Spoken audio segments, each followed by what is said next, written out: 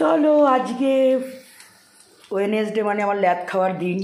সকালবেলা উঠে রান্নাঘর পরিষ্কার করে চা করে আবার ঘুমিয়েছি। ঘুম থেকে 11:30টায় উঠেছি। অনিমেষ বাজার টাজার করে নিয়ে এসে বলে উঠেছে, কচু উঠেছি বাইরে, আমি খাবো না করে খেয়েও এই যে অ্যাসিডিটি। কেন ভাবছি খাই, আমি তো ছাতুর শরবত খাই।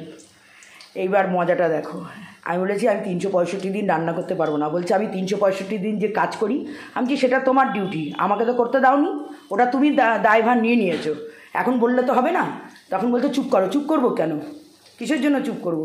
আমাকে 365 দিন রান্না করতে হলে আমার মুখ তো খুলবেই। এবার কি করলাম দেখো, আমার স্যুপ করলাম, চিকেন স্যুপ। এঁচড়ের তরকারি করলাম চিংড়ি মাছ দিয়ে। কালকের মুসুর ডাল ছিল, গরম করলাম, তার জন্য বড়া ভাজি ফুলকপির। আমার নিম পাতা তো চাই, নিম পাতা ঘি দিয়ে ভাজা এটা। ভাতও হয়ে গেছে, মাছটা ধুতে হবে তো। এইবার কে একটা বলেছে ওকে বিরিয়ানি বলে, আমার মনে ছিল না। এইবার বলো, আজকে আমার মনটা বিরিয়ানি করছিল। ভগবান শুনে ফেলেছে, কিন্তু যাদের আমি শাস্তি চাই সেই কথা ভগবান কবে শুনবে? হ্যাঁ, যারা আমার জন্য মিথ্যে কথা বলে, অন্যায় করে, ভগবান তাদের কথা শুনে। আমার সব কথা ভগবান শুনে নেয়।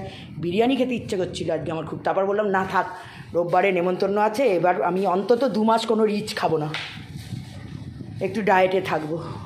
চোখের সামনে এটা দেখলে কি ডায়েট করা যায় বলো?